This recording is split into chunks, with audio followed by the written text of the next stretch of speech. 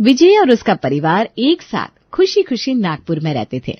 विजय के घर में किसी भी चीज की कमी नहीं थी। उसका परिवार हंसता खेलता हुआ ही रहता था। अरे सोनी बहू, ये कौन सा रंग करवाया तुमने? क्या हुआ पापा जी? ये तो कुछ फीका लग रहा है, जरा दूसरा कोई गहरा रंग लगवाओ। पापा जी, आजकल हल्के रंग की ट्रेंड में है। पूरा कमरा कितना उजला और सुंदर लग रहा है ना। अरे भले ही ट्रेंड में हो, पर हमारे जमाने में तो घर में चमकदार और गहरे रंगों का ही चलन था। अरे जी, सोनी को अपना काम करने दीजिए ना। इतनी मेहनत से त्योहार की तैयारियां कर रही है। आपको ना हर चीज में टांग अड़ाने की जरूरत नहीं है। अरे मैं तो बस अपनी राय दे रहा था। पापा जी, अगर आपको सच में गहरा रंग पसंद है तो हम पूजा के कमरे में वैसा करवा सकते हैं। हाँ, ये सही रहेगा, पर देख लो मुझे शिकायत करने का कोई मौका मत देना। बहू जो भी करे, जैसा भी करे, आपको शिकायत करने की कोई जरूरत नहीं है। क्या बात है, आजकल सास बहू में बहुत बन रही है। आजकल क्या होता है, हमारी तो रोज ही बनती है। हम तो दोस्त हैं, दोस्त। बिल्कुल सही कहा मम्मी जी आपने। चलो, अब तो सुप्रीम कोर्ट ने भी चुप रहने को बोल दिया है। सोनी मुस्कुराती है और पेंटर से पूजा के कमरे के लिए गहरा रंग चुनने को कहती है। तभी यश और विकास अंदर आते हैं। पापा ये देखिए, मैंने कुछ और रंग चुना है, अगर आपको कोई पसंद आए तो बता दीजिए। पापा, वैसे तो मम्मी कह चुकी हैं कि आपको कुछ नहीं बोलना है, लेकिन फिर भी आपकी पसंद जान लेते हैं। बदमाश हो, मेरे टांग खींचते हो। सब हंस पड़ते हैं। विजय भी मुस्कुरा देता है। घर में पेंटिंग का काम चल रहा था और अब रंगों की खरीदारी के लिए चित्रा, सोनी और सोनल बाजार पहुंच चुकी थी। तीनों रंगों की दुकान पर खड़ी थी, लेकिन वहां पहुंचती ही उनकी पसंद को लेकर बहस शुरू हो गई। देखो बहू, हमें यही रंग लेना चाहिए। हर्बल रंग क्यों? हर्बल रंग से किसी की त्वचा को नुकसान नहीं होगा। अरे मम्मी जी, हर्बल रंग तो जल्दी उड़ जाते। होली में मजा तो तब आता है जब रंग 2-3 दिन टिका रहे। अरे पर वो नुकसान भी करते हैं। पर मम्मी जी, हमें गहरा रंग लेना चाहिए, तभी असली मस्ती होगी। नहीं जेठानी जी, ज्यादा गहरे रंग से ना त्वचा खराब हो जाती है। मुझे तो ऐसे रंग अच्छे लगते हैं जिनमें खुशबू हो। रंग चाहिए या खुशबू? मम्मी जी ये देखिए, ये पाउडर वाले रंग है, इनमें गुलाब और चंदन की खुशबू भी है। ये भी कोई बात हुई? देखो, त्योहार मनाना है तो सही तरीके से मनाओ। ये खुशबू सब नखरे हैं। पर मम्मी जी, हर्बल रंग लोगी तो कोई परेशानी नहीं होगी, बच्चों की स्किन को भी नुकसान नहीं होगा। लेकिन मम्मी जी, जब होली खेलनी है तो थोड़ी दमदार खेले ना। हल्के फुल्के रंगों से कोई मजा नहीं आता। रंग से होली खेलनी है, लोगों को बंदर नहीं बनाना। मम्मी जी, हमारे टाइम में तो हम दोस्तों को ऐसे रंग लगाते थे कि 2-3 दिन तक छुड़ाते रह जाते थे। हाँ जेठानी जी, फिर सबको एलर्जी भी तो हो जाती थी। मुझे तो ऐसे रंग पसंद है जो हाथ से छुड़ाते ही निकल जाए। रहने भी दो देवरानी जी। होली में किसी को परेशानी ना हो और सब खुश भी रहें, तो ये हल्की रंग है और इसमें चंदन की खुशबू भी है। इससे सबको ताजगी महसूस होगी। अरे वाह देवरानी जी, अब होली के रंग भी परफ्यूम जैसे होने लगे। ये कौन सा नया तरीका है रंग खेलने का? सुनो बहू, मैंने कह दिया हर्बल रंग लेंगे तो लेंगे। तुम लोगों को अगर कोई और रंग लेना है तो अपने लिए ले लो, लेकिन मैं तो यही लेने वाली हूँ। मम्मी जी, त्योहार में सबकी पसंद भी तो मायने रखती है। हम थोड़ा थोड़ा हर तरह का रंग ले लेते हैं। हाँ सही कह रही है जेठानी जी, थोड़ा हर्बल, थोड़ा पाउडर, थोड़ा गहरा रंग, सबकी पसंद हो जाएगी। नहीं, हम कोई बेमेल रंगों की थैली नहीं बनाएंगे। सब एक ही तरह का रंग लेंगे ताकि होली में कोई भी रंग के कारण परेशान ना हो। लेकिन मम्मी जी सोचिए तो, अगर रंग चिपकेंगे नहीं तो होली में मजा कैसे आएगा? और अगर बहुत गहरे रंग चिपक गए तो नहाने में 2 दिन लग जाएंगे। अच्छा, तो तुम नए जमाने में बिना रंग वाली होली मनाने का प्लान कर रही हो क्या? नहीं, मैं सिर्फ ये कह रही हूँ कि रंग ऐसे हो जो खुशनुमा एहसास दे, ना कि लोगों को रंग छुड़ाने में परेशानी करे। बस, मैंने फैसला कर लिया, हर्बल रंग ही लेंगे। ठीक है मम्मी जी, जैसी आपकी मर्जी ले लीजिए, लेकिन मैं तो अपने लिए गहरा रंग ले रही हूँ। और मैं पाउडर वाले खुशबूदार रंग ले रही हूँ। अच्छा, तो मतलब सब अपनी अपनी मर्जी से रंग लेंगे। ठीक है। तीनों अलग अलग पैकेट उठाकर दुकान से बाहर निकलती हैं। रास्ते में भी वे एक दूसरे की पसंद पर बहस करते हुए चलती हैं। घर पहुंचती ही होली के पकवानों की चर्चा छिड़ जाती है। सोनी अपनी पसंद की मिठाई चाहती थी तो सोनल को अपनी डिश चाहिए थी और चित्रा को अपनी पुरानी परंपरा से कोई समझौता मंजूर नहीं था। अच्छा मम्मी जी, रंग तो आपकी पसंद के लेने पड़े, लेकिन अब मिठाई में मेरी बात मानी जाएगी ना? तुमने भी तो अपनी पसंद का रंग लिया है बहू। पर मैं कह रही हूँ इस बार गुजिया मत बनाइए, कुछ नया ट्राई करते हैं। अरे होली पर गुजिया नहीं बनेगी तो क्या तुम्हारे नए जमाने के केक और कुकीज बनेंगे? ट्राई तो कर सकते हैं। होली है, कोई बर्थडे पार्टी नहीं। गुजिया हमारी परंपरा है और वही बनेगी। पर मम्मी जी हर साल तो गुजिया ही बनती है, इस बार ठंडाई के साथ मालपुआ बना लेते हैं ना, जरा चेंज रहेगा। हाँ, और फिर सोनल के मालपुआ ऐसे बनेंगे कि तेल से ज्यादा तो हाथ चिपकेंगे। जिठानी जी, अब कहना क्या चाह रही हैं? मेरे हाथ के मालपुए एकदम बढ़िया बनते हैं। हाय राम, तुम लोगों की नई नई फरमाइशें सुन सुनकर मैं तो पक गई। पर मम्मी जी इसमें गलत क्या है? रंगों में मर्जी, मिठाई में मर्जी, घर में बड़े हैं कि नहीं ये भी याद रहता है कि नहीं? गुजिया बनाते बनाते हर बार पूरा दिन निकल जाता है, कितना झंझट। मैं तो कहती हूँ रसगुल्ले बना लेते, झटपट भी बन जाएंगे और हल्के भी रहेंगे। हाँ, ताकि होली के दिन सब लोग मिठाई खाने के बजाय रसगुल्ले निचोड़ते रह जाए। बिल्कुल सही कहा। यह क्या रसगुल्ले समोसे जैसी बातें कर रही हो दोनों? होली पर तो शुद्ध घी की गुजिया ही बनती है। अच्छा मम्मी जी, हर त्योहार पर एक ही मिठाई, थोड़ा बदलाव जरूरी है कि नहीं? हाँ, फिर सब यही सोचेंगे जिठानी जी ने इस बार मिठाई बनाने में मेहनत नहीं की। अरे वाह, अब मेहनत को तोलने का पैमाना भी बदल गया क्या? त्योहार पर मिठाई का असली मजा तो घी और खोए में ही होता है। अच्छा, अगर घी और खोए में मजा है तो फिर मालपुए क्यों नहीं बना सकते? अरे तुम्हारे मालपुए बनते बनते इतने तेल पी लेंगे कि उन्हें मिठाई के बजाय पकौड़े समझ लिया जाएगा। बस बस, अब कोई बहस नहीं होगी, तय हो गया, गुजिया ही बनेगी और कुछ नहीं। सोनी और सोनल का मूड थोड़ा खराब हो चुका था, लेकिन अब वे कुछ कह नहीं सकती थी। चित्रा मुस्कान के साथ आगे बढ़ती है और दोनों बहुएं उनके पीछे पीछे चल देती हैं। आखिरकार घर की बड़ी बहू और छोटी बहू दोनों को अपने मनपसंद रंग और मिठाई छोड़कर सास की पसंद माननी ही पड़ी। वाह वाह वाह, बहुत स्वादिष्ट बना गुजिया। किसने बनाया? इस बार तो जिठानी जी ने बनाया है। बहुत बढ़िया, अब हर साल तुम्हें बनाना। और रंगों का काम सोने को दे देना, क्योंकि उसने इस बार बहुत अच्छे रंग चुने हैं। देखा मम्मी जी, पापा जी को आखिरकार हमारा रंग पसंद आ ही गया। होली का त्योहार हंसी खुशी के साथ बीत गया। पूरा परिवार मिलकर रंगों में सरोबार हुआ और ठहाके लगाकर हंसा। वैसे तो चित्रा, सोनी और सोनल के बीच का रिश्ता दोस्ती जैसा ही था, लेकिन जैसे ही कोई त्योहार या फंक्शन आता, तीनों ऐसी बहस करती जैसे जानी दुश्मन हो। होली के कुछ दिनों बाद विजय चित्रा से बात करता है। चित्रा, शर्मा जी के यहाँ शादी है अगले हफ्ते, पूरे परिवार को जाना होगा। अच्छा, कब की है शादी और कहाँ रखी है? शादी तो शनिवार को है और रिसेप्शन उनके फार्म हाउस में रखा है। तुम दोनों बहुओं को भी बता देना, सबको तैयार रहना होगा। ठीक है, मैं देख लूंगी। चित्रा किचन में जाती है, जहाँ सोनी और सोनल बैठी सब्जी काट रही थी। वो उनके पास जाकर बात शुरू करती है। सुनो बहुओं, एक जरूरी बात करनी है। क्या हुआ मम्मी जी, सब ठीक तो है ना?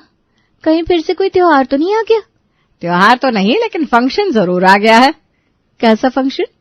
शर्मा जी के यहाँ शादी है अगले शनिवार, हमें पूरे परिवार के साथ जाना है। अरे वाह, शादी का मतलब नए कपड़े, अच्छा खाना और फुल एंजॉयमेंट। शादी में बिना गॉसिप के मजा ही क्या। हाँ, लेकिन शादी में कोई बखेड़ा मत करना। वैसे भी तुम दोनों के कारण हर बार कोई ना कोई बहस हो ही जाती है। जी अब ऐसा तो मत कहिए, हम तो बहुत संस्कारी बहू हैं, जहाँ ले जाएंगे वहाँ चुपचाप बैठ जाएंगे। हाँ, और खाना खाते खाते धीरे से एक दूसरे की ड्रेस की बुराइयां करेंगे। देखो, मजाक अपनी जगह, लेकिन समय पर तैयार रहना और ससुर जी से मत कहना देर हो गई। मम्मी जी, देर तो हमेशा पापा जी को होती है, हम औरतें तो पहले से ही तैयार होती हैं। और फिर हम दोनों के बीच ड्रेस को लेकर बहस भी तो होनी है। हाय राम, फिर वही बहस। चिंता मत कीजिए मम्मी जी, हम शादी के दिन ही तय करेंगे कि कौन किस रंग की साड़ी पहनेगा। चित्रा ने बहुओं को शादी की खबर तो दे दी थी, लेकिन सोनी और सोनल को पहले से ही अंदाजा था कि इस शादी में भी कोई न कोई बहस जरूर होगी। और वही हुआ। शादी का दिन आया, दोनों बहुएं पूरी तैयारी के साथ तैयार हुई, लेकिन जैसे ही चित्रा ने उन्हें देखा वो चौंक गई। ये क्या पहन लिया तुम दोनों ने? ये कौन से कपड़े हैं?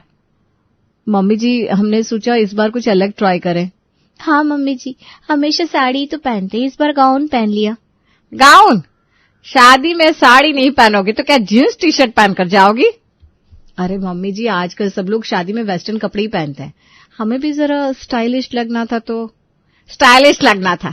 अरे बहू हो इस घर की, शादी ब्याह में हमारी परंपरा होती है साड़ी पहनने की, और तुम दोनों ये अजीब कपड़े पहनकर आ गई, क्या कहेंगे सब लोग? मम्मी जी, पर हम इस पे ज्यादा कंफर्टेबल फील कर रहे हैं। अरे साड़ी पहनकर कंफर्टेबल नहीं लगता क्या? जब हमारी शादी हुई थी तब हम रोज साड़ी पहनते थे, कभी किसी ने ये शिकायत की कि साड़ी में आराम नहीं है? अब क्या करें, बचने का कोई रास्ता नहीं दिख रहा। हाँ जेठानी जी, अब तो मम्मी जी का फैसला सुनना ही पड़ेगा। अब ज्यादा बहस नहीं, चलो जाओ और अपनी साड़ियां निकालो और शादी में एकदम ढंग से तैयार होकर चलो।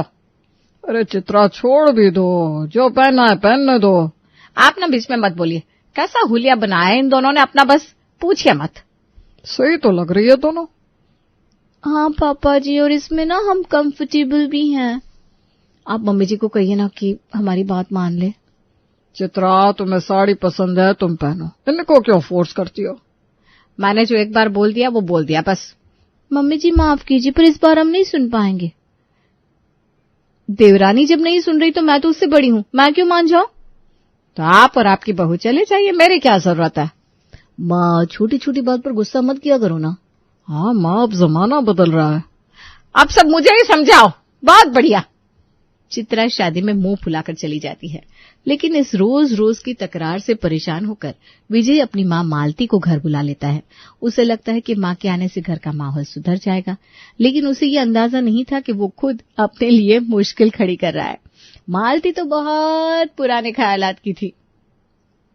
ये क्या पहन रखा है तुम दोनों ने? ये तो कोई बाबू लोग का पहना हुआ है। दादी ये सूट है ऑफिस में पहनने के लिए। हाँ दादी, इसमें हम स्मार्ट लगते हैं। स्मार्ट?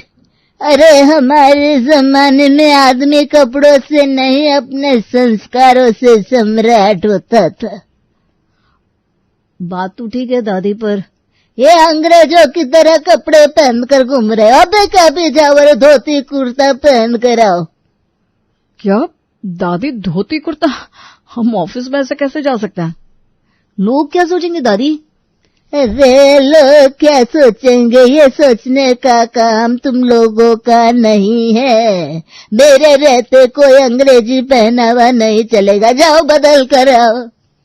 यश और विकास एक दूसरे की ओर देखते हैं, लेकिन मालती की सख्त नजर देखकर चुपचाप कपड़े बदलने चले जाते हैं। उधर विजय ऑफिस जाने के लिए तैयार होकर निकलता है, लेकिन तभी मालती उसे भी रोक लेती है। ए विजय, ये क्या पहन कर जा रहा है? हाँ? अम्मा ये तो मेरे ऑफिस का ड्रेस है, रोज यही पहनता हूँ। रोज पहनता होगा लेकिन अब से नहीं पहनेगा। तू भी धोती कुर्ता पहन कर जाएगा। अरे अम्मा मेरी मीटिंग है आज, मैं ऐसे कैसे जा सकता हूँ? मीटिंग में लोग तेरे काम को देखेंगे, तेरे कपड़ों को नहीं। अगर तुझे मेरी बात नहीं माननी तो फिर मुझे बुलाया क्यों? विजय का चेहरा लटक जाता है। उसे समझ में आ जाता है कि अब उसके पास कोई चारा नहीं है। विजय, यश और विकास धोती कुर्ता पहनकर पहले से ही परेशान थे। उधर चित्रा, सोनी और सोनल की भी हालत खराब थी। मालती हर रोज सिर्फ हरी सब्जियां ही बनवाने लगी थी, कभी लौकी, कभी टिंडा, कभी तोरई। तीनों के पास कोई चारा नहीं था, मजबूरन उन्हें वही सब बनाना पड़ रहा था। फिर लौकी? हे भगवान, ये क्या दिन आ गया है। मम्मी जी, मैंने सुना था शादी के बाद जिंदगी रंगीन हो जाती है, पर यहाँ तो सब कुछ हरा हरा हो गया है। उफ, कभी लौकी, कभी तोरई, कभी टिंडा, मतलब हमारी प्लेट में अब कोई और रंग दिखेगा ही नहीं। अब बता, इतने सालों में मैंने कभी रोज हरी सब्जी नहीं खाई और अब हर रोज वही? क्या जिंदगी हो गई है। और सुनो, दादी जी कह रही थी कि घी तेल कम डालना, ज्यादा मसाले मत डालना, और तो और नमक भी थोड़ा कम रखना। अरे बिना मसाले बिना नमक की ये सब्जियां कौन खाएगा? कौन खाएगा? हम खाएंगे, और क्या। लगता है अब हमें मिठाई और पकवानों को सिर्फ सपनों में ही देखना पड़ेगा। सपने भी ऐसे होंगे जहां हाथ बढ़ाने से पहले ही दादी जी आकर कहेंगी, हे हरी सब्जी खाओ, स्वस्थ रहो। तीनों ठहाका मारकर हंसती है, लेकिन फिर लौकी की सब्जी देखकर उनकी हंसी खुद पे खुद गायब हो जाती है। पूरा परिवार मालती से परेशान हो जाता है। विजय अपनी बहू और चित्रा के पास जाता है और कहता है, सुनो, अब तुम तीनों ही कुछ कर सकती हो, वरना माँ तो हमें बहुत परेशान कर देगी। तुमने खुद ही तो उन्हें बुलाया है, तुम ना बुलाते तो ये होता ही नहीं। देखो मुझे माफ कर दो, आज के बाद तुम लोगों को जैसे रहना है रहो, लेकिन अभी तो इसका हल निकालो भाई। हाँ माँ, वरना दादी तो हमें घर में रहने लायक ही नहीं छोड़ेगी। रहने लायक तो छोड़ो, खाने लायक भी नहीं छोड़ेगी। ठीक है, हम तीनों कुछ करते हैं। रोज रोज की सख्ती और हरियाली से परेशान होकर चित्रा अपनी दोनों बहुओं के साथ एक योजना बनाती है। तीनों तय करती हैं कि वे मालती के सामने अपने अपने पतियों से माफी मांगेंगी और वादा करेंगी कि अब कोई लड़ाई झगड़ा नहीं होगा, चाहे कोई भी त्योहार या फंक्शन क्यों ना हो। मुझे माफ कर दीजिए, मैंने कई बार बेवजह आपसे और बच्चों से बहस की, लेकिन अब से ऐसा नहीं होगा। अरे ये अचानक? मैं वादा करती हूँ घर में कोई भी त्योहार या फंक्शन हो, हम सब मिलकर प्यार से रहेंगे। अब ठीक है चित्रा, मैंने भी माफ कर दिया। यश, मुझे भी माफ कर दो। मैं हमेशा छोटी छोटी बातों पर तुमसे झगड़ती रही, लेकिन अब समझ में आ गया है कि परिवार की खुशी सबसे जरूरी है। आगे से कोई तकरार नहीं होगी। अरे इसमें माफी मांगने की क्या जरूरत है, ठीक है ना? विकास, मैं भी माफी मांगती हूँ और वादा करती हूँ अब त्योहारों पर कोई लड़ाई नहीं होगी। हाँ हाँ, कोई बात नहीं। अच्छा, अब तुम्हें समझ में आ गया, झगड़े से घर नहीं चलता, प्यार से चलता है। हाँ माँ जी, हम सब ने अपनी गलती मान ली। ठीक है, तो फिर मैं भी माफ कर देती हूँ। पूरा परिवार इस नाटक में सफल हो जाता है। फिर चित्रा विजय को समझाकर उनकी माँ को घर भेजने के लिए कह देती है। माँ, अब तो सब कुछ घर में सही हो गया है। बेटा, ये तो अच्छा ही हुआ। तो अब तुम्हें गांव वापस जाना चाहिए, नहीं? तो मुझे भगा रहा है? अरे नहीं नहीं माँ, पर गांव में पापा अकेले हैं, उनको भी तो आपकी जरूरत होगी। ये तूने सही कहा, उनका फोन भी आया था। और ठीक है माँ, तो मैं आपको कल ही ट्रेन में बिठा देता हूँ। अगले दिन विजय और उसका पूरा परिवार मालती को विदा करता है। हर सुकून भरी सांस लेता है। रवीना किचन में काम कर रही थी, तभी उसकी सास सुनीता उसके पास आती है और कहती है, रवीना बहू, जल्दी से किचन का काम खत्म करके कुछ अच्छा सा खाना बना ले। लेकिन माँ जी, खाना तो बना हुआ है। हाँ मैं जानती हूँ खाना बना हुआ है, लेकिन कुछ ढंग का बना ले, क्योंकि तेरी बुआ सास आ रही है। बुआ सास आ रही है? वो भी अचानक? कुछ हुआ है क्या माँ जी? बुआ जी अचानक घर आ रही हैं? अरे नहीं रवीना, कुछ नहीं हुआ।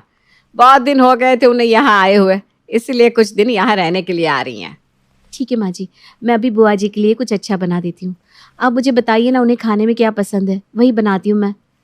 बहू देख, वो गांव से आ रही है, इसलिए कुछ सादा खाना ही बना ले। और हाँ, ध्यान रहे कि उनके सामने तो अपने सर से पल्लू मत हटाना। वो गांव से है ना, इसलिए थोड़ा गांव वाली सोच है उनकी। माँ जी, आप बिल्कुल भी चिंता मत कीजिए, मैं सब संभाल लूंगी।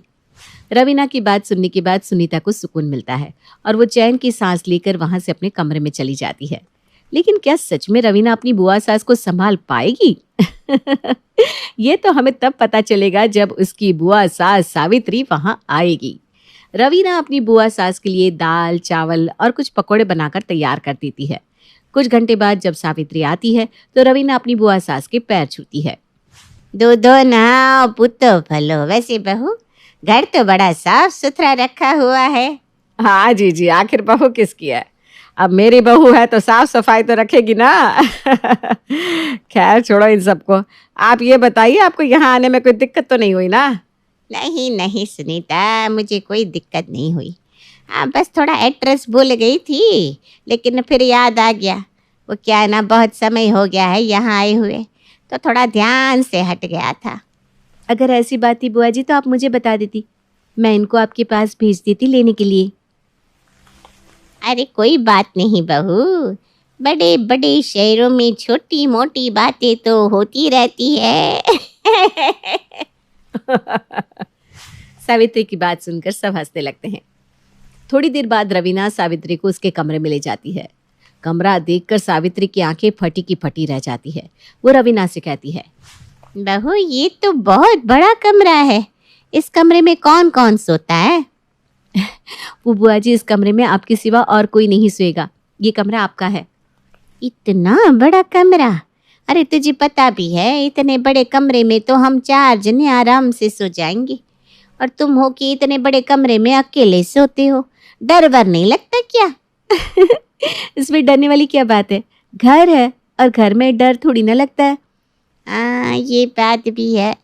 खैर कोई बात नहीं, मैं आज रात यहीं गुजार लूंगी, लेकिन आज मैं अकेले सो रही हूँ, कल से मैं या तो सुनीता के साथ सोऊंगी या फिर तेरे। रवीना अपनी बुआ सास को कोई जवाब नहीं देती और वहां से चली जाती है। रवीना के जाते ही सुनीता अपनी ननद सावित्री के कमरे में आती है। जी कोई दिक्कत तो नहीं है ना? यहाँ पर सब ठीक लग रहा है ना आपको? हाँ सुनीता, सब ठीक तो है, लेकिन ये कमरा ना बहुत बड़ा है। ऊपर से इस कमरे से बाहर का नज़ारा बराबर दिखता है। मैंने सुना है इससे कमरे में अक्सर भूत प्रेत का साया होता है। नहीं जी, ऐसा कुछ नहीं है। यहाँ पर कोई भूत प्रेत नहीं है। और वैसे भी आप तो गांव की है, गांव के लोगों को भूत प्रेतों से डर थोड़ी ना लगता है। सुनीता की बात सुनकर सावित्री उसकी हाँ में हाँ मिलाती है और जैसे ही वो बेड पर बैठती है वैसे ही वो अपने बेड के चारों तरफ हाथ फेरकर सुनीता से कहती है, सुनीता, तूने घर में गद्दे तो बहुत अच्छे लगवाए हैं। देखो तो कितने मुलायम और आरामदायक है। गांव में ऐसे मिलते कहाँ हैं? अगर गांव में ऐसे मिल रहे होते तो मैं भी अपने घर में ऐसा ही एक गद्दा लगवाती जिस पर मैं आराम से सो सकती थी। लेकिन हाय, मेरी तो किस्मत ही खराब है। एक तो गांव में शादी हुई, ऊपर से ऐसे घर में शादी हुई जहाँ किसी चीज़ की फैसिलिटी ही नहीं। कोई बात नहीं जी, ये भी तो आप ही का घर है। आप यहाँ जब चाहे तब तक रह सकती हैं। अच्छा आप आराम कीजिए, मैं आपके लिए खाना लगवा देती हूँ। इतना बोलकर सुनीता वहाँ से चली जाती है। समय गुजरता है और गुजरते समय के साथ सावित्री हर चीज़ पर नज़र लगाने लगती है। ऐसे ही एक दिन रवीना महंगी साड़ी पहनकर आती है तो उसकी इतनी महंगी साड़ी देखकर सावित्री कहती है, रवीना बहू, साड़ी तो तेरी बहुत अच्छी लग रही है। कहाँ से खरीदी तुमने? और साड़ी को पहनकर जा कहाँ रही है तू? बुआ जी मैं कहीं नहीं जा रही हूँ, मैं तो बस मार्केट जा रही थी सब्जी लेने के लिए। और ये साड़ी ज़्यादा महंगी नहीं है, 2000 की है बस। हे भगवान, इतनी महंगी साड़ी तू बाजार पहनकर जा रही है? अरे तुझे पता भी है 2000 की साड़ी हमारे गांव में हम शादी पार्टी में पहनते हैं, और तू है कि मार्केट जाने के लिए 2-2000 की साड़ियाँ निकाल रही है। अरे बहू, इसको संभाल कर रखते, आने वाले समय में कभी कोई शादी ब्याह होगा तब काम आ जाएगी ये। बुआ जी ये आप क्या कह रही हैं? मेरे पास इससे भी अच्छी और महंगी साड़ियाँ रखी हुई हैं, फिर मैं ये साड़ी शादी पार्टी में पहनने के लिए क्यों रखूँ? और वैसे भी ये गांव में बहुत महंगी होगी, लेकिन शहर के नज़रिए से देखा जाए तो बहुत सस्ती वाली है। राम राम राम राम, ये इतनी महंगी साड़ी है और तू कह रही है कि ये सस्ती साड़ी है? पता नहीं आजकल के बच्चों को हो क्या गया है, पैसों को तो पानी की तरफ फूंकते हैं। बुआ जी मैं बाजार जा रही हूँ, अगर आपको कुछ मंगवाना है तो आप मुझे बता दीजिए, मैं ले आऊँगी। इतना बोलकर रवीना आगे की तरफ बढ़ती है, लेकिन वो सावित्री की बात काट देती है। ये देखकर सावित्री रवीना से चिढ़ जाती है और वो सीधा पहुंचती है सुनीता के पास। जी क्या हुआ? आपका मुंह गुस्से से लाल पीला क्यों हो रहा है? कोई बात है क्या?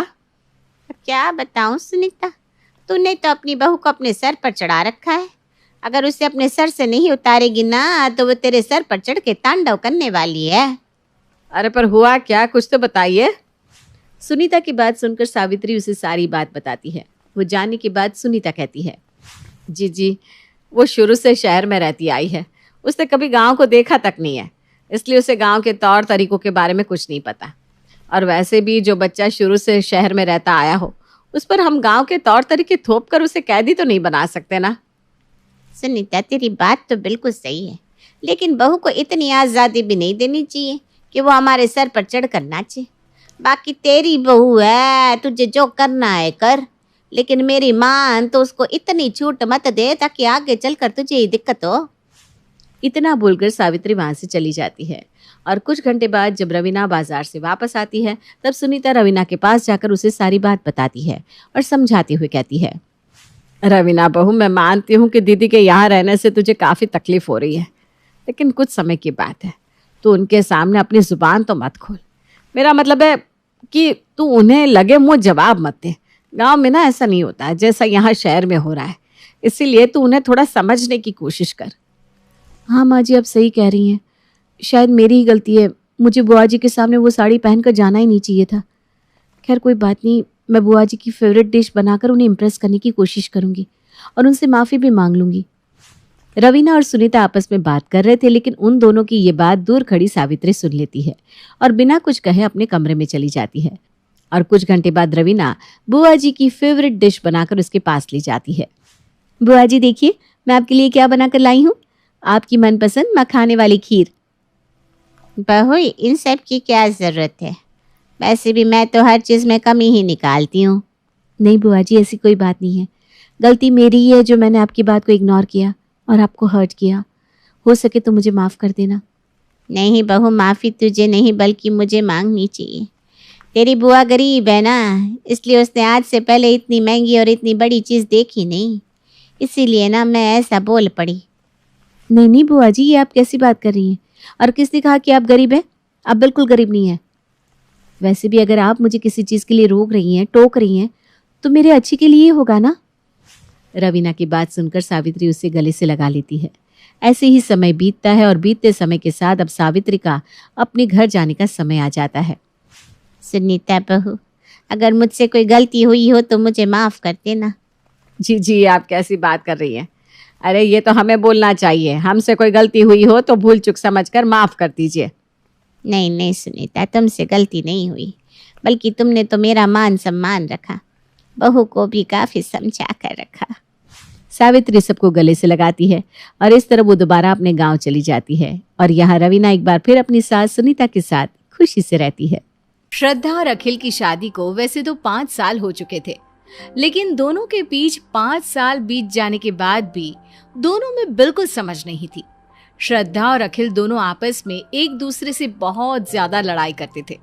श्रद्धा के मायके में उसकी माँ कावेरी जी इस बात को लेकर बहुत परेशान रहती थी। वहीं दूसरी तरफ श्रद्धा की सास यानी कि अखिल की माँ सुमन जी को भी अपने बेटे और बहू के आए दिन होने वाले झगड़े से अच्छी खासी प्रॉब्लम होती थी। वो चाहती थी कि उनके बेटे और बहू एक दूसरे के साथ प्यार से रहे, लेकिन श्रद्धा और अखिल समझने को तैयार ही नहीं थे। श्रद्धा, ये क्या है? तुमने मेरी ये शर्ट धोकर रखी है अलमारी में? हाँ नहीं तो क्या, तुम्हें क्या लगता है ऐसे ही उठाकर रख दी? जरा शर्ट की शक्ल तो देखो, कितनी गंदी हो रखी है। तुम्हें तो ठीक से कपड़े धोना भी नहीं आता। अच्छा, तो अब तुम मुझे काम करना सिखाओगी? 5 साल से तुम्हारा काम कौन करता है? मैं ही तो करती हूँ ना। अरे तो कौन सा एहसान करती हो मुझ पर? मुझे ज्यादा आंखें दिखाने की जरूरत नहीं है। बीवी हूँ, नौकरानी नहीं हूँ तुम्हारी। मुझे जैसा काम करना आता है वैसा ही करूंगी मैं। तुम्हारे कौन मुंह लगे, सारा दिन उल्टी सीधी बातें करती रहती हो, बात करने की तमीज नहीं है तुम्हें। अरे बस करो तुम दोनों, सुबह सुबह लड़ाई करने बैठ जाते हो। समझा समझा कर थक गई हूँ। तुम दोनों की वजह से बुढ़ापे में मेरी जिंदगी बर्बाद होती जा रही है। जब देखो तब झगड़ा झगड़ा और शोर शराबा। तो मम्मी जी, आप अपने बेटे को समझाइए ना, जब देखो तब मेरे काम में कमियां निकालता रहता है। अच्छा ठीक है, एक काम करो श्रद्धा, बहुत दिन हो गए हैं, तुम 1-2 दिन के लिए अपने मायके जाओ। तुम्हारी माँ कावेरी बहन का फोन आया था, तुम्हें बहुत याद कर रही थी। हाँ वैसे मम्मी जी ठीक कहती हैं आप, मुझे मेरी माँ से मिले बहुत दिन हो गए हैं। यहाँ रह रहकर तो मेरा दिमाग खराब होता रहता है। अरे तो चली जाओ ना, किसने रोका है तुम्हें? और सुनो, 2 दिन नहीं, आराम से 2-3 महीने रह कर आना। वैसे मैं तो तुम्हारे साथ रहना ही नहीं चाहता। तलाक दो और मेरा पीछा छोड़ो। श्रद्धा के मायके में। और श्रद्धा बेटा, तुम्हारे ससुराल में सब कुछ ठीक है ना? दामाद जी कैसे हैं?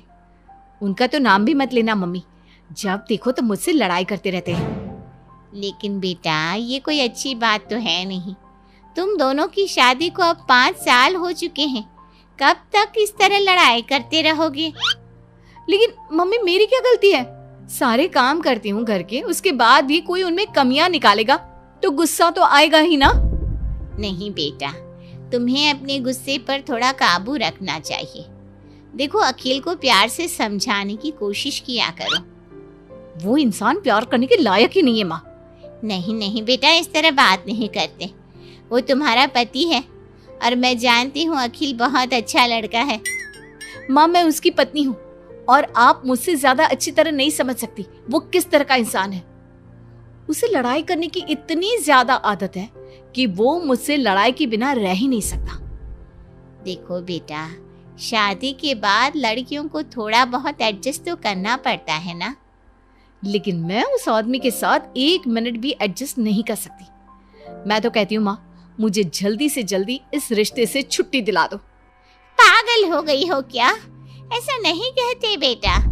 कमाल करती है माँ, आपका दामाद बात बात पर तलाक लेने की बात करता है और आप मुझे समझाने की कोशिश कर रही हैं। 2 दिन के बाद श्रद्धा के ससुराल में।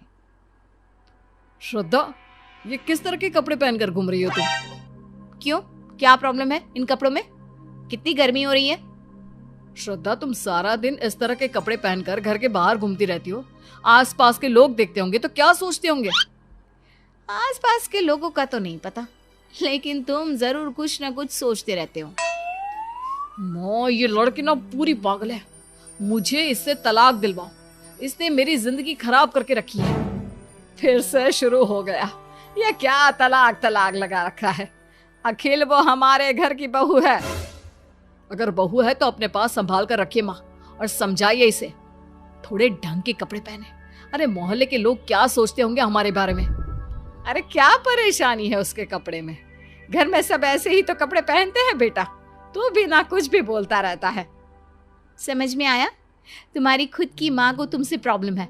मैं तुम्हारे साथ कैसे खुश रह सकती हूँ? तभी तो कहता हूँ तलाक दो और जाओ इस घर से, ताकि मैं भी चैन से जी सकूं। दिन रात तुम्हारी चिक चिक सुनकर मेरे कानों में दर्द होने लगा है। अपने बेटे और बहू की झगड़े से परेशान होकर सुमन बिना किसी को बताए श्रद्धा की माँ कावेरी से मिलने के लिए पहुंच जाती है। आपने श्रद्धा को समझाने की कोशिश की क्या? मैंने इसीलिए उसे यहाँ मायके में भेजा था। क्या बताऊं सुमन जी, जब वो मायके आई थी तो मैंने उसे अपनी तरफ से समझाने की बहुत कोशिश की, लेकिन कहती है कि उसकी अखिल के साथ बिल्कुल नहीं बनती। बहुत परेशान हो गई हूँ मैं। अखिल को समझाने की बहुत कोशिश करती हूँ, लेकिन मेरा बेटा होकर भी वो मेरी एक बात नहीं सुनता। मेरा भी कुछ ऐसा ही हाल है। श्रद्धा को बहुत प्यार से समझाया था मैंने, कहा था थोड़ा बहुत एडजस्ट कर लिया कर बेटा। अखिल अगर कुछ कहे तो उसे उल्टा जवाब मत दिया कर। लेकिन मेरी बात सुनती ही नहीं वो। सबसे ज्यादा परेशानी वाली बात तो ये है कि अखिल आए दिन तलाक की बात करने लगा है। अब आप ही कुछ बताए बहन जी, क्या करूं? अरे नहीं नहीं, बच्चों का तलाक नहीं होना चाहिए। तलाक होने के बाद जिंदगी कैसी हो जाती है, शायद उन दोनों को अभी तक इस बात का एहसास नहीं। एक सास होने के नाते मैंने बहुत कोशिश की। अब आप कुछ बताइए कावेरी बहन। अगर आपके पास कोई तरीका है तो मैं वो करने को तैयार हूँ।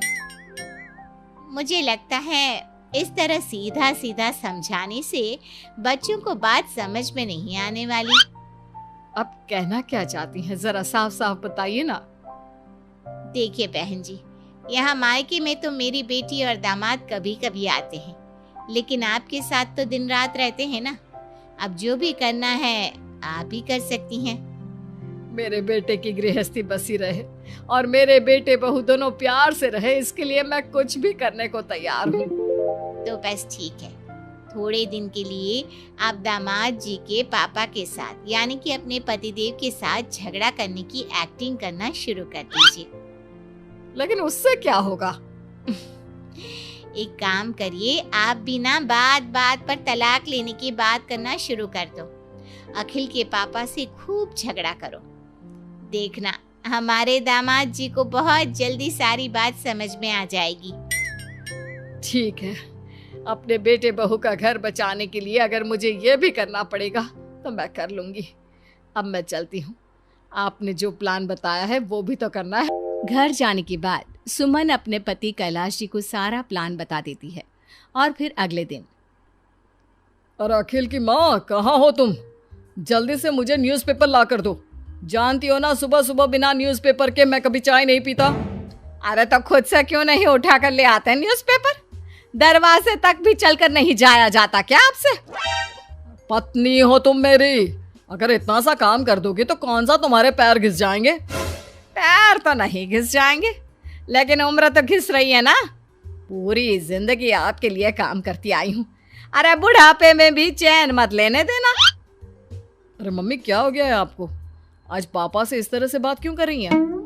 पापा तो रोज सुबह न्यूज़पेपर आपसे ही मंगवाते हैं ना। हाँ, तो इसीलिए तो कह रही हूँ, थोड़ा काम खुद को भी करना चाहिए ना।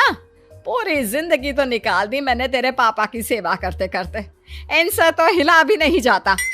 अरे रहने दो, तुम्हारे एहसान की जरूरत नहीं है मुझे, कर लूंगा मैं सारा काम खुद से। आज मम्मी जी पापा जी को क्या हो गया? वैसे तो हमेशा इतने प्यार से रहते हैं, सुबह सुबह झगड़ा शुरू कर दिया। लगता है अपने बेटे का असर आ गया है इन दोनों में। अगले दिन डिनर के वक्त, श्रद्धा बेटा, आज फिर से खिचड़ी क्यों बना दी? मैंने कहा था, क्योंकि मुझे खिचड़ी खाने का मन कर रहा था, मेरा पेट खराब है। अरे आपका पेट खराब है तो क्या हुआ, हम सबका पेट थोड़ी ना खराब है। आपको खिचड़ी खानी थी तो खा लेते। अरे सबके लिए बनवाने की क्या जरूरत थी? तो मैंने कौन सा बहू को जबरदस्ती पकड़वा कर सबके लिए खिचड़ी बनवाई है? मैंने तो मेरे लिए बनाने को कहा था। आपने बहू से कहा ही नहीं होगा कि बेटा बाकी लोगों के लिए दूसरा खाना बना देना। ये मेरा काम नहीं है किचन में जाकर औरतों की तरह खाने के बारे में बताना। अच्छा जी, तो आपकी नजर में बस औरतें किचन में काम करती हैं? हमारी शादी के इतने सालों में कभी एक गिलास पानी भी उठाकर पिया आपने? अरे मम्मी, क्या हो गया आपको? साफ साफ कह देती हूँ मैं, अगर आपका ऐसा ही चलता रहा ना तो मैं आपसे तलाक ले लूंगी। अरे मम्मी जी, इस उम्र में आप तलाक लेने की बातें क्यों कर रही हैं? तो क्या करूं? अपने ससुर जी का स्वभाव तो देखो, दिन पर दिन खड़ूस होते जा रहे हैं। लेकिन मम्मी, इस तरह तलाक लेने की बात करना कोई अच्छा लगता है क्या? आपको इस उम्र में तो पापा के साथ प्यार से रहना चाहिए। 2 दिन बाद, अरे सुमान, मुझे मॉर्निंग वॉक पर जाना है भाई। मेरा कुर्ता कहाँ है? जल्दी से निकाल कर दो। मुझे बहुत जोर से नींद आ रही है। ये रोज रोज मॉर्निंग वॉक के टाइम पर मुझे तेज आवाज देकर जगाना बंद कर दीजिए अब। तुम्हारे जैसी औरत से तो कुछ भी कहना बेकार है। जब देखो तब कड़वी जुबान में बात करती हो। एक काम करिए, आप अभी के अभी कोर्ट जाकर तलाक के पेपर लेकर आइए। मुझे अब आपके साथ इस घर में 1 मिनट भी नहीं रहना। हाँ, तो मुझे भी तुम्हारे साथ रहने का कोई शौक नहीं है। इतने बरसों से झेल रहा हूं तुम्हें, अब तो शांति दे दो मुझे। मम्मी जी, पापा जी, बस भी करिए। अब किस तरह की बातें किए जा रहे हैं? इसमें किस तरह की बात करने वाली क्या बात है बेटा? मैं नहीं रह सकती तुम्हारे पापा के साथ। अरे उम्र के साथ साथ इनका दिमाग खराब होता जा रहा है। और तुम्हारी माँ भी ना सठिया गई है, जब देखो तब बड़बड़ाती रहती है। जरा सा काम करने को कहा तो खाने को दौड़ती है। मैं तलाक लेना चाहता हूँ। लेकिन मम्मी पापा, इस उम्र में आप दोनों तलाक लेंगे तो कैसा लगेगा? लोग क्या कहेंगे? हाँ मम्मी जी, आपके बच्चों की शादी हो चुकी है, बेटा बहू घर में है, और अब इस उम्र में आप लोग तलाक लेने की बात कर रहे हैं। और कुछ दिन पहले तक तो सब कुछ ठीक था ना? माँ, क्या बात है, बात बात पर तलाक तलाक करती रहती हो। कितना बुरा लगता है सुनने में।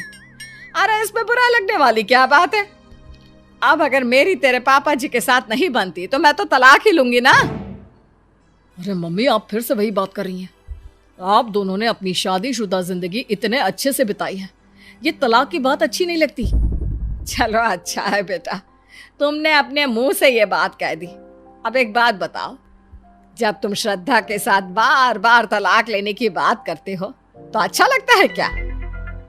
मम्मी जी, बात तो आपकी बिल्कुल ठीक है। आपको नहीं लगता मम्मी जी ठीक कह रही हैं?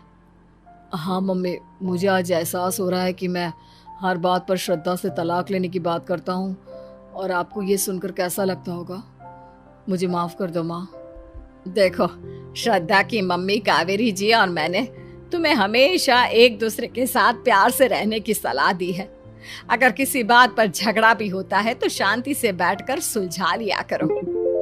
जानते हो बेटा, तुम्हें इतनी बार समझाने के बाद भी जब तुमने हमारी बात नहीं सुनी तो हमारे पास कोई रास्ता नहीं बचा था, और हमने जानबूझकर ये नाटक किया। आई एम सॉरी पापा, लेकिन अब मुझे समझ में आ गया है, मैं श्रद्धा पर बिना बात के बस ऐसे ही गुस्सा करता रहता हूँ। मम्मी जी, पापा जी, गलती तो मेरी भी थी। मैं बिना सोचे समझे अखिल की बातों पर कुछ भी कह देती हूँ। आगे से मैं ध्यान रखूंगी।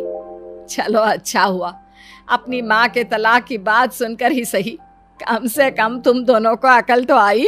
नेहा की सहेली मीना अपने बॉयफ्रेंड से मिलने नेहा को लेकर जाती है, जहां उसके बॉयफ्रेंड का दोस्त मिकी नेहा को पसंद आ जाता है।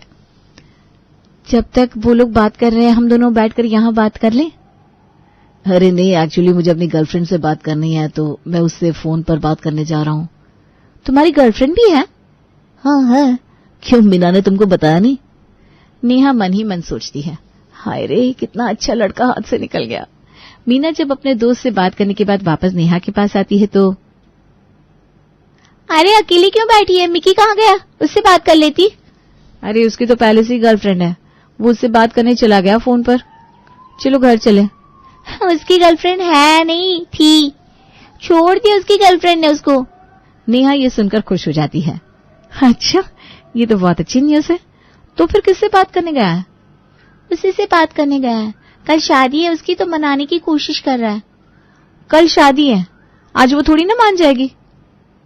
वैसे एक बात कहूं, मुझे मिक्की बहुत पसंद है, तू उसे बोलना मैं उसे पसंद करती हूँ। हाँ लेकिन एक बात है वो। अरे कोई बात नहीं है, बस मेरी बात चलाना उससे। मिक्की, जो कि गर्लफ्रेंड की शादी होने के बाद बहुत ही परेशान और निराश सा रहता था, एक रोज उसके पास नेहा का फोन आता है। हाय, कैसे हो? पहचाना मुझे?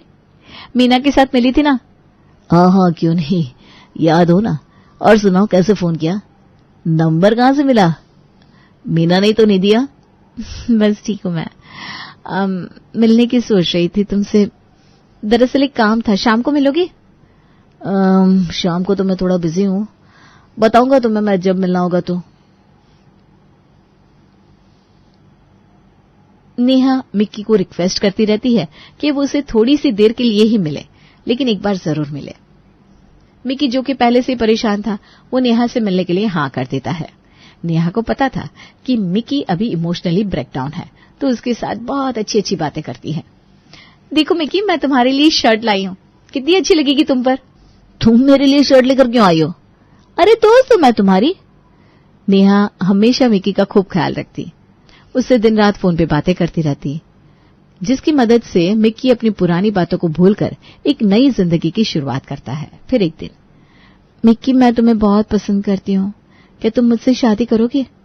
मिक्की कुछ नहीं बोलता, वो सोचता है अब उसे शादी तो करनी है, तो क्यों ना नेहा से ही कर ले। मिक्की नेहा से शादी करने के लिए हाँ कर देता है और फिर हो जाती है शादी नेहा की मिक्की से। शादी के बाद मिक्की के पिता, देखो तुम्हारी परेशानी अब खत्म हो चुकी है, अब तुम शादीशुदा लड़के हो, अपनी घर गृहस्थी पर ध्यान दो, पुरानी बातों को भूलकर आने वाले कल को संभालो, कुछ कमाई करो, वैसे भी मैं अकेला कब तक घर चलाऊंगा। पापा, अगर किसी बात के लिए कोई परेशानी हो तो मुझे बताइए। देखो बेटा, सिर्फ खाना और रहना ही सब कुछ नहीं होता, वो तो मेरी कमाई से पूरा हो ही रहा है। तुम्हें अब थोड़ा समझना होगा, बीवी की जिम्मेदारियां होती हैं जिसको एक इंसान को पूरा करना होता है। पापा, मुझसे नहीं होती ये नौकरी, 9 घंटे घर के बाहर और बदले में थोड़े से पैसे, जो मुश्किल से महीना भी नहीं चलते। मैं नहीं कर पाऊंगा, सॉरी पापा। लेकिन पिता के लाख समझाने के बाद मिक्की मान जाता है और एक दफ्तर ज्वाइन कर लेता है। अगली सुबह, अरे यार कितना अच्छा था, मिक्की सारा दिन घर पर आता था। क्या है, पापा जी ने ये कमाने की जिम्मेदारी उसके सर पर डाल दी। तभी सास की आवाज आती है, नेहा मिक्की के लिए नाश्ता बना दे और दिन का खाना भी पैक कर दे, वो सीधा रात में आएगा। हाय रे, कहाँ हम आराम से घूमते फिरते थे, पापा के स्कूटर में बस तेल भराया और फुर्र, सारा दिन बातें करते, टीवी देखते, मूवी देखते। अब तो सुबह सुबह उठना पड़ता है, टिफिन बनाना और इतनी देर तक मिक्की से दूर रहना। नेहा नहीं चाहती थी कि मिक्की नौकरी करे, घर से बाहर जाए। उसे तो लगता था बस सारा दिन मिक्की घर में रहे, उसके पास ही बैठा रहे। लेकिन पिता के समझाने पर वो ऑफिस ज्वाइन कर लेता है और नेहा हमेशा उससे लड़ती रहती। पापा जल्दी रिटायर हो जाएंगे, फिर कहां से आएंगे पैसे? पैसे तो मुझे कमाने ही होंगे ना। वो तो पिछली जिंदगी की परेशानियों से घिरा हुआ था, इसलिए जिंदगी बर्बाद कर रहा था घर पर रहकर। और फिर अब तो मेरे सर पर तुम्हारी जिम्मेदारी भी है। क्या मांगा मैंने तुमसे? कुछ भी नहीं चाहिए मुझे, मेरी चिंता मत करो। बहुत मेकअप का सामान और कपड़े मेरे माँ बाप ने शादी में दिए हैं, किसी चीज की जरूरत नहीं है मुझे। तुम्हारे पापा सरकारी नौकर हैं, घर पर भंडार भगवान की दया से हमेशा भरा रहता है। मैं तुम्हारे बिना नहीं रह सकती, तुम मेरे पास घर पर रहा करो ना। फिर एक दिन, पापा मैं और मिक्की 4 दिन के लिए मसूरी जा रहे हैं। 4 दिन के लिए मसूरी? और यहाँ ऑफिस कौन जाएगा? छुट्टी लेकर जा रहे हो या फिर आकर ऑफिस में बताओगे? अब लेकर जा रहा हूँ माँ, काफी दिन से कहीं निकला नहीं था इसीलिए जा रहा हूँ। अरे लेकिन तूने अभी अभी तो नौकरी ज्वाइन की है, इतनी जल्दी छुट्टी लेगा तो दफ्तर पर तेरी इमेज खराब होगी। तो क्या करे पिताजी, जिंदगी जीना छोड़ दे क्या? 4 पैसे की नौकरी है, इसलिए थोड़ी ना मैंने शादी की थी कि सारा सारा दिन पति बाहर रहे, और पैसों की कोई जरूरत नहीं है हमें। मिक्की अब आए दिन ऑफिस से छुट्टी लेता। पता है नेहा, मुझे तो नौकरी करना पसंद ही नहीं है, मैं तो खुद ही आराम की जिंदगी चाहता हूँ। मेरी पहली गर्लफ्रेंड ने भी मुझे इसलिए छोड़ा था। वो मुझ पर प्रेशर करती थी कि मैं कुछ पैसे कमाऊं जिससे वो अपने पिता से हमारी शादी की बात करे, लेकिन मैं कमाना ही नहीं चाहता था। बड़ी सेल्फिश थी। एक तो उसका पति सारा दिन उसके साथ रहता और वो तुम्हें घर से बाहर निकलवाना चाहती थी। अच्छा हुआ तुमने उससे शादी नहीं करी। मिक्की, जिसने काफी समय तक काम नहीं किया था, अब वो पत्नी की 4 बात समझाने से नौकरी छोड़कर घर पर बैठ जाता है, जिससे माता पिता परेशान हो जाते हैं। सास नेहा के पास जाती है और उसे समझाती है, नेहा बेटा देख, तेरा पति कमाएगा नहीं तो तुम आगे अपना परिवार कैसे चलाओगे? कल को तेरे बच्चे होंगे, क्या खिलाएगी, स्कूल में कैसे डालेगी? तो मिक्की को बोल के कुछ कमाई करे। अरे माँ जी, अभी जो बच्चा दुनिया में आया ही नहीं उसकी चिंता में आप हमारी जिंदगी खराब मत करिए। क्या करेगा वो नौकरी करके? पिताजी कमा रहे हैं ना, 2 वक्त की रोटी खाते ना हम लोग भी। आपको इतना चुभ रहा है तो बता दीजिए, मैं इनको लेकर घर से चली जाती हूँ। इकलौते बेटे को अपनी नजरों से दूर सोचकर भी सास परेशान हो जाती है। नहीं नहीं नेहा, उसे लेकर कहीं मत जाना, वैसे वो जिम्मेदार नहीं है, अपने आप को संभालना उसके बस की बात नहीं है। कुछ दिन बीतने के बाद एक दिन घर आते हैं ससुर। मिक्की को बुलाते हैं और कहते हैं, देखो बेटा, मेरे रिटायरमेंट का समय आ रहा है। पेंशन के नाम पे जो थोड़ा पैसा मिलेगा उसमें मेरी EMI है और घर चलेगा। मैं और तुम्हारी माँ बुजुर्ग है, हमारी मेडिकल के भी काफी खर्चा है। तुमसे निवेदन है, अब तो कुछ काम करो। अपनी तो तुम जिंदगी बर्बाद कर रखे हो, हमारी भी खराब कर रहे हो। देखिए पापा, कितनी बार कहा है कि नौकरी नहीं होती मुझसे, मैं सारा दिन बैठकर काम नहीं कर सकता। मुझे घर के ऐशो आराम पसंद है, और वैसे भी मोबाइल में इतने गेम्स है, वही मुझसे पूरे नहीं खेले जाते, काम कब करूंगा? पापा फिर शुरू हो गए आप? क्यों आप उनके पीछे पड़े? हम आपसे पैसे थोड़ी ना मांग रहे, एक खाना भी आपसे खिलाया नहीं जा रहा है क्या? नेहा और उसके ससुराल वालों के बीच बात चल रही थी, तभी वहां नेहा के माता पिता आते हैं। अरे वाह मम्मा, कैसे आना हुआ? पापा कैसे हैं आप? माता पिता कुछ नहीं बोलते हैं, वो सीधा मिक्की के पिता के हाथ में कार्ड देते हैं। भाई साहब, मेरे बेटे की शादी है, आप लोग सब जरूर आइएगा। हाँ, क्यों नहीं, बहू के घर की शादी है तो हम जरूर आएंगे। लेकिन आपसे निवेदन है कि अपने बेटे को मत लाइएगा। वो क्या है ना, हम लोगों ने बताया है कि वो बाहर रहता है। ऐसे निठल्ले दामाद को कोई क्या अपने परिवार में सामने रखेगा? किसी ने गलती से भी पूछ लिया कि क्या करता है तो हम क्या कहेंगी? वो तो बेटी है, इसलिए मजबूरी में कार्ड देना पड़ा, नहीं तो हम नहीं चाहते कि आप लोग शादी में आए। जिस लड़की से मेरे बेटे की शादी हो रही है वो भी बहुत पढ़ी लिखी और ऊंचे पद पर काम करती है, और ये मेरा दामाद है। मिक्की की माँ को भी गुस्सा आ जाता है। क्या आपका दामाद निठल्ला है? समझा बुझाकर हमने उसको नौकरी में लगाया था, लेकिन आपकी बेटी उसको काम करने नहीं देती, सारा दिन अपने पल्लू से बांध कर रखना चाहती है। आप अपनी बेटी को समझाइए कि मेरे बेटे का पीछा छोड़ दे, उसे नौकरी करने दे, जिम्मेदार इंसान बनने दे, नहीं तो कल को हमारा बुढ़ापा भी खराब हो जाएगा। हम क्या समझाए बहन जी, हमारी बेटी हमारे बस में नहीं है। इतने अच्छे घर में इसकी शादी तय करी थी, लेकिन नहीं, इसे तो ये निठल्ला ही पसंद आया। बाकी आप लोगों की मर्जी है। नमस्ते। क्या कह रहे थे मेरे सास ससुर? जो सही है वही बोल रहे थे। क्या सही है? मैं खुद इन लोगों को नहीं पूछती, कोई जरूरत नहीं है उनके घर में शादी में जाने की। शर्म करो नेहा, तुम्हारे सगे भाई की शादी है। तुम्हें तो मिक्की के सिवा कुछ दिखता ही नहीं। किसी से प्यार करना अच्छी बात है, लेकिन किसी को प्यार में जिंदगी बर्बाद कर देना, ये ठीक नहीं है। मिक्की को बर्बाद कर रही हो तुम। मैं बर्बाद कर रही हूँ? मेरे पहले से ही ये काम नहीं करते थे, उल्टा मैंने इनको परेशानियों से निकाला। क्यों मिक्की, बताओ ना इनको। हाँ पापा, नेहा सही कह रही है। माया के जाने के बाद मैं अकेला सा हो गया था, परेशान रहता था, लेकिन ये मेरी जिंदगी में आई और इसने मुझे उन परेशानियों से बाहर निकाला। आज ये मुझसे कुछ चाहती है तो मैं क्यों ना पूरा करूं। माता पिता क्या ही समझाते, वो वहां से चले जाते हैं। कुछ दिन महीने और बीतते हैं और आखिर वो दिन आ जाता है जब उसके पिता रिटायर होकर घर पर बैठ जाते हैं और निक्की की माँ को पैरों का दर्द शुरू हो जाता है। नेहा, मेरे पैरों से खड़ा हुआ नहीं जाता है, अब से घर में खाना तू ही बनाना। पिताजी की भी कमाई बंद हो गई है, अब जो पेंशन है उसी से घर चलेगा। बस एक सब्जी और दाल, ठीक है, कोई सलाद नहीं। कैसी बात कर रहे हैं माँ जी, सलाद के बिना मैं खाना नहीं खा सकती, और ये भी। ठीक है, अगर मिक्की खाना नहीं खाता तो नहीं खाए, और अगर फिर भी सलाद का शौक है तो जाए बाहर कमाए, पैसे लेकर आए और सलाद भी लेकर आए, खुद भी खाए और हमें भी खिलाए। हमारा जितना सामर्थ्य था हम उतना कर पाएंगे। नेहा को सास की बात पर गुस्सा आ जाता है। वो तुरंत अपनी एक सहेली को फोन लगाती है। मीना कैसी है? यार तुझे पता है मेरा पति कुछ कमाता ही नहीं है, अब हर बार पापा से पैसे लेना अच्छा नहीं लगता, कुछ पैसे उधार देगी क्या? देख नेहा, मैं तुझे बताने वाली थी लेकिन तूने मेरी एक बात नहीं सुनी। मिक्की एक नंबर का कामचोर लड़का है, उसको घर पर सारा दिन पड़े रहना पसंद है। वो चाहता है कि वो कुछ ना करे और सारी चीजें उसके सामने अपने आप हो जाए, इसीलिए उसकी पहली गर्लफ्रेंड माया ने भी उसको छोड़ा था। नेहा को मीना की बात पर गुस्सा आ जाता है। देख मीना, पैसे दे रही है तो बात कर, फालतू का ज्ञान मत झाड़। मुझे सब पता है उसकी पहली गर्लफ्रेंड है, उसको क्यों छोड़ा था। फिलहाल मुझे पैसों की जरूरत है, पैसे दे दे, थोड़े दिन में वापस कर दूंगी। मीना नेहा को पैसे देती है। नेहा बाजार जाती है और ढेर सारी सब्जियां लेकर आती है। बहू कमाती तो है नहीं, फिर इतने सारे पैसे कहां से आते हैं?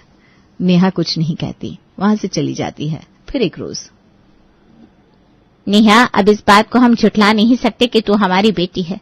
तेरी भाभी हमेशा तेरे बारे में पूछा करती है, एक दिन तू यहाँ आकर अपनी भाभी से मिल ले।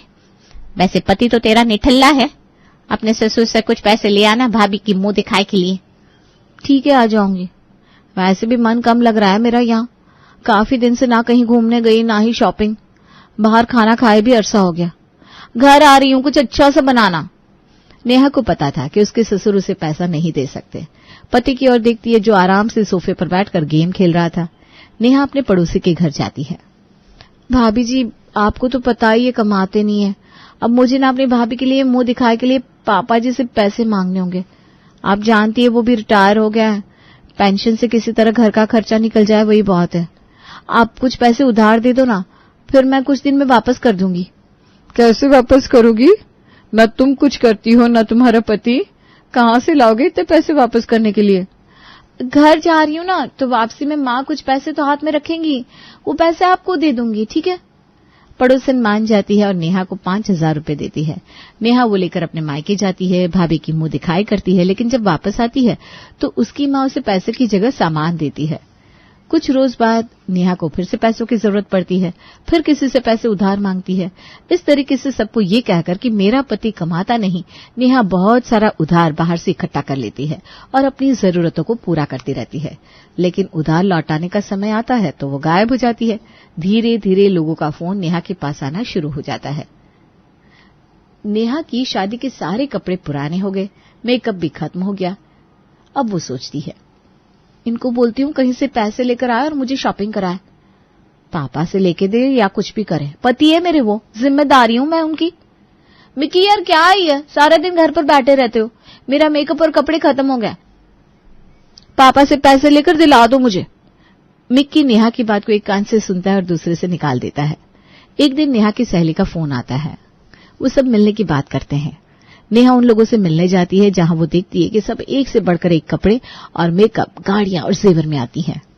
क्या बात है नेहा, घर के कपड़ों में उठकर आ गई? हम लोगों से मिलने के लिए कोई एक्साइटमेंट नहीं था क्या? अरे नहीं यार, वो ऐसी, वो क्या है ना, मेरा पति कमाता नहीं है, अब सास ससुर के पैसों से कब तक जरूरत पूरी करूंगी। खैर मैं चलती हूँ। नेहा को अब घर पर बैठा मिक्की खलने लगा है। देखो मिक्की, सारा दिन तुम अब घर पे रहते हो, इससे अच्छे कुछ काम करना शुरू कर दो, 4 पैसे आएंगे तो हमारी जरूरतें पूरी होंगी। क्या बोल रही हो? मैं काम नहीं करूंगा, अगर तुम्हारी जरूरत है तो तुम जाकर बाहर काम करो। नेहा का प्यार अब फुर्र हो चुका था, अब उसे पैसों की, अपनी जिम्मेदारियों की चिंता शुरू हो जाती है। मिक्की, कुछ ना कुछ काम तो करना होगा ना तुम्हें, पता है मेरे मायके वाले भी मुझसे बात नहीं करते, निठल्ला बोलते हैं तुमको। मैं तो काम कर रहा था, तुम्ही ने मुझे घर पर बिठा दिया, अब मेरा दिल नहीं करता और ना ही उम्र रह गई काम करने की। तभी वहां ससुर आते हैं।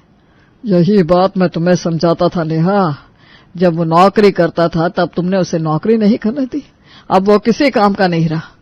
अब तुम ही देखो, तुम्हें घर अब कैसे आगे चलाना है। तभी घर की घंटी बजती है, पड़ोसन घर के अंदर आती है। अरे भाभी जी, आप घर में कैसे? कैसे क्या? पैसा लेकर गई थी, लौटाने का हिसाब नहीं है क्या तुम्हारा? क्या नेहा, तुम पड़ोस से पैसे मांग रही हो? और बहन जी, जब आप जानती हैं कि वो काम धाम नहीं करती, ना ही इसका पति, तो क्यों दे दिए पैसे?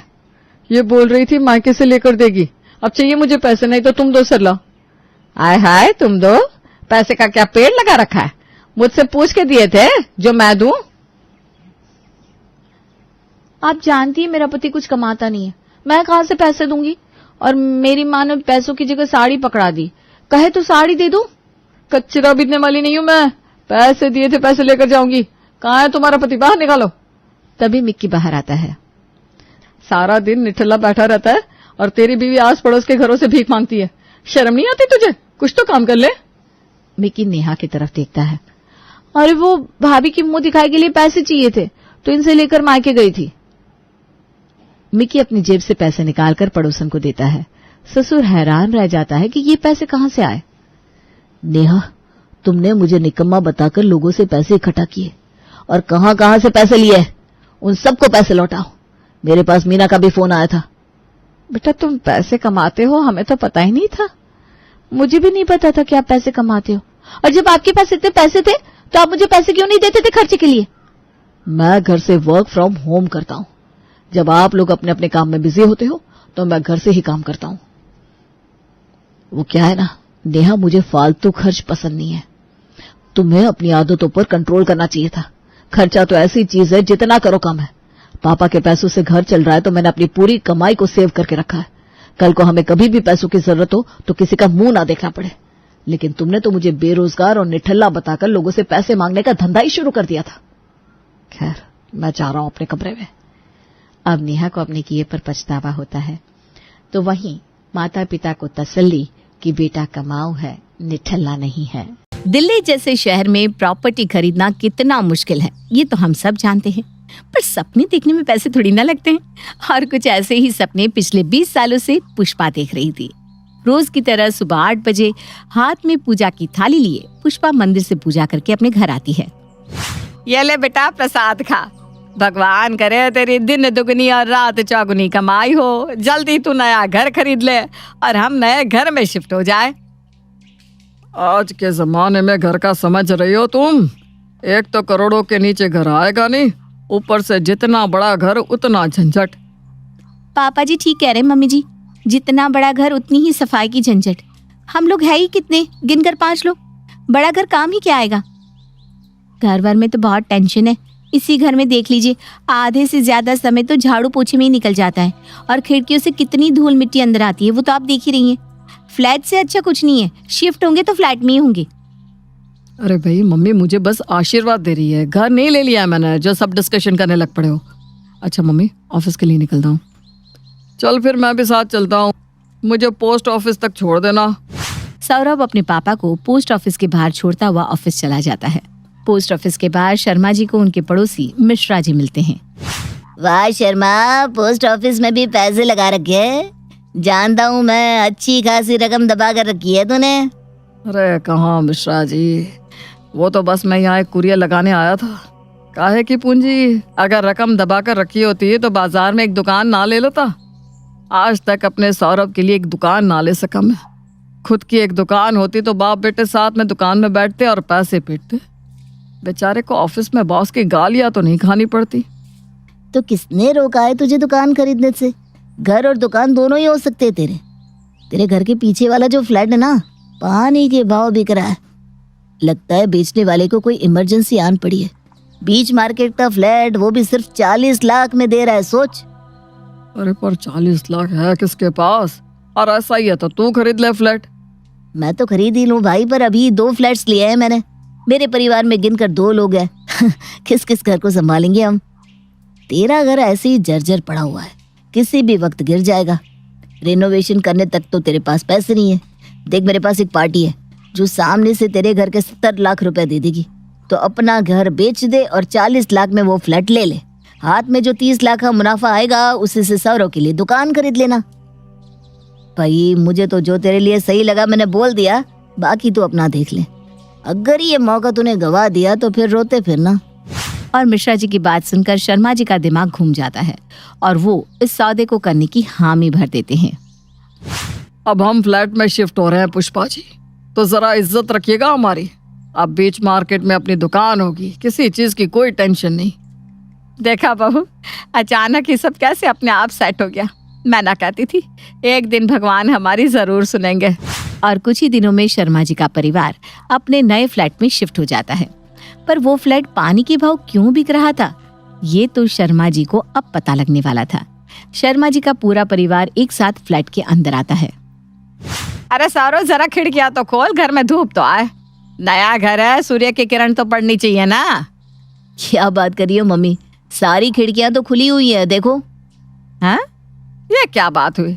सुबह के 10 बजे भी घर में सूरज की रोशनी नहीं आ रही? तू लाइट्स ऑन कर बेटा, मेरा तो ऐसे दम घुटता है। क्या मम्मी जी, आप तो बेकार में परेशान हो रही हो। अभी सूरज ज्यादा ऊपर नहीं है, थोड़ा ऊपर आएगा तब तो हमारे फ्लैट में रोशनी आएगी। आप तब तक इस फ्लैट का मजा लीजिए। कितना अच्छा फ्लैट है, कहीं सीलन नहीं, किसी दीवारों पर पपड़ी नहीं। और कहाँ हमारा वो जर्जर घर था और कहाँ ये है। पहला दिन तो किसी तरह निकल जाता है। अगली सुबह नेहा सभी के कपड़े धोकर सुखा रही थी, तभी पुष्पा हड़बड़ाती हुई वहां आती है। अरे बहू, मुझे तो लगता है ये घर शुभ नहीं है। देख, मेरे पौधे एक दिन में अचानक कैसे मुरझा गए। आप तो अलग ही बात करती है पुष्पा जी, कहाँ मुरझाए हैं पौधे? अरे वो भी नए घर में आए हैं तो एडजस्ट होने में टाइम तो लगेगा ना। वैसे पुष्पा बात तो सही कह रही है, पौधे जरा मुरझाए से तो लग रहा है। 8 घंटे बाद लगता है आज दोपहर का खाना नहीं मिलेगा। दोपहर का खाना? और अभी पापा जी, अभी तो शाम के चाय का वक्त होने वाला है बहू, और अभी तक दोपहर का खाना नहीं मिला। क्या? ये भगवान, 4:30 बज रहे हैं। आई एम सो सॉरी पापा जी, इस घर में ना पता ही नहीं चल रहा टाइम कब निकल जा रहा है। पता भी कैसे चलेगा बहू, जब घर में सूरज की किरणें ही नहीं आएगी तो क्या दिन और क्या रात। वो बात नहीं है मम्मी जी, बहुत फायदे भी हैं। हर टाइम नेगेटिव साइड क्यों देखना, फायदे देखो ना। और इसमें मेरी ही गलती है, मैंने टाइम नहीं देखा था। अब से मैं ध्यान रखूंगी। ये तो गजब बात है, एक किरण धूप की नहीं आएगी तो दिन रात का पता कैसे चलेगा। खैर, मम्मी जी के सामने तो ये बात बोल भी नहीं सकती। धीरे धीरे शाम ढलने लगती है और शर्मा जी का फ्लैट धूप न आने की वजह से बाकी घरों के मुकाबले 2 गुना ज्यादा ठंडा हो जाता है। अरे जी, आग जलाइए, बहुत ठंड है। एक तो बुढ़ापे का शरीर और दूसरा ये घर, इतनी ज्यादा ठंड लग रहा है जैसे किसी ने ठंडे ठंडे बर्फ के सीले पर बिठा दिया हो मुझे। फर्श कितनी ठंडी है, ये तो जान पर जोखिम लेने वाली बात है। इतनी ठंड जमीन पर मैं अपने पैर रखकर बाहर जाकर तुम्हारे लिए आग जलाने का बंदोबस्त नहीं कर सकता, मुझे मत बोलो। अरे वाह, आपके लिए तो ये फ्लैट किसी खजाने से कम नहीं था, तो आप क्यों दुपक कर बैठे हैं रजाई में? मैंने पहले ही कहा था ना, फ्लैट में धूप नहीं आ रही, ये फ्लैट सही नहीं है। अरे बहू, इस फ्लैट की इकलौती मालकिन, जरा अंदर तो आओ, हमारे लिए आग का बंदोबस्त करो। तभी पुष्पा का फोन बजता है और वो देखती है कि उसकी बहू दूसरे कमरे से उसे कॉल कर रही है। मुझे बहुत ठंड लग रही है मम्मी जी, मुझसे नहीं हो पाएगा। पिछले 2 घंटे से मुझे वॉशरूम जाना है, पर ठंड के कारण वॉशरूम भी नहीं जा पा रही हूँ मम्मी जी। और मैं क्या कह रही थी, रात का खाना ना बाहर से मंगवा लेते हैं, क्योंकि इस ठंड में मुझसे खाना नहीं बन पाएगा। अपने नए फ्लैट में शर्मा परिवार का आज तो दूसरा ही दिन था जो कि इस तरह बीता। तो अब आप ही सोचिए आगे अभी और क्या क्या होने वाला था। अगली सुबह नहाने जाने के लिए सभी अपने कपड़े ढूंढने लगते हैं। अरे नेहा, मेरी वो ऑफिस वाली शर्ट कहाँ है? अरे गिनकर 2 शर्ट है मेरे पास, एक धोने डालता हूँ, दूसरी पहनता हूँ। कल ही धोने डाली थी, मिल नहीं रही। अरे हॉल में देखो ना, वही होगी, मैंने सूखने डाली थी, सूख गई होगी। और सौरव जाकर क्या देखता है, उसकी शर्ट तो ऐसी भीगी हुई है मानो अभी धोकर ही डाली गई हो। और सिर्फ उसकी शर्ट नहीं, घर के सारे कपड़े इसी तरह भीगे हुए हैं। धूप ना होने के कारण एक भी कपड़ा सूखा नहीं था। अरे अब मैं क्या पहनकर ऑफिस जाऊं? एक ही तो पीला पेटीकोट है मेरे पास, वो भी नहीं सूखा। आज बृहस्पतिवार है, अब मैं पीली साड़ी में नीचे क्या पहनकर मंदिर जाऊं? ये हवासी साड़ी तो सूखी नहीं तो क्या ही सूखेगा इस घर में। और तारीफ करो इस बिन धूप वाले फ्लैट की। अलमारी से नई साड़ी निकाल कर पहन लो ना मम्मी जी। इतनी भारी साड़ी घर पर पहन लूं, मजाक है क्या? एक तो नए घर में पहले ही इतनी ठंड थी, ऊपर से अब कपड़े भी न सूख पाने का एक नया लफड़ा। नेहा के नए ससुराल में धूप ना आने के कारण धोए हुए कपड़े सूखने का नाम नहीं ले रहे थे और अब मजबूरन घर के सभी लोगों को बासी कपड़े पहनकर रहना पड़ता है। इसी तरह 1 महीना बीत जाता है।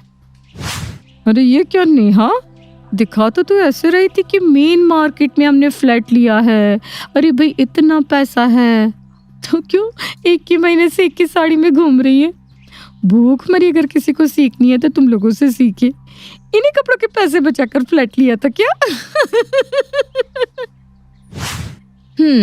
पर अब सब करते भी क्या, कपड़े जो नहीं सूखते थे।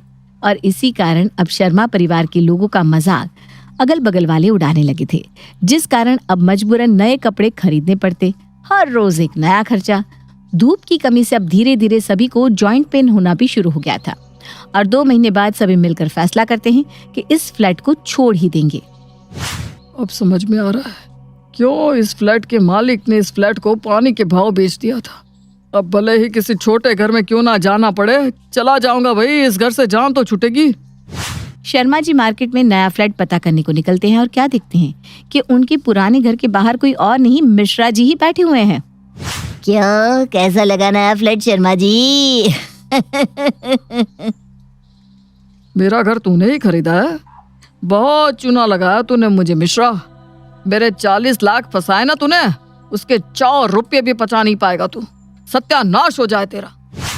वहीं कुछ दूर पर सौरभ एक नया घर देखता है और दुकान लेने के लिए बचाए हुए 30 लाख रुपए से शर्मा जी को एक छोटा सा फ्लैट खरीदना पड़ता है और पूरा परिवार 1 BHK में शिफ्ट हो जाता है और उनके पुराने फ्लैट में लग जाता है बोर्ड टू लेट और शर्मा जी बन जाते हैं अपने फ्लैट के ब्रोकर, जो आते जाते सभी लोगों को रोक रोक कर उस फ्लैट की खासियत बताते रहते हैं। अरे वर्मा जी, ऐसा वैसा फ्लैट नहीं है ये, एक बार अंदर जाकर तो देखिए। गर्मी के मौसम में तो बर्फ पड़ती है, अंदर ना टैनिंग की चिंता ना धूप की परेशानी। हमारी मिसेस को ही देख लीजिए कैसे रंग निखर आया है। और इसी तरह बिना धूप का ससुराल कभी इसके मत्थे तो कभी इसके मत्थे ट्रांसफर होता रहता। आप जरा ध्यान रखिएगा कहीं वो घूमते हुए आपके हाथ में ना आ जाए।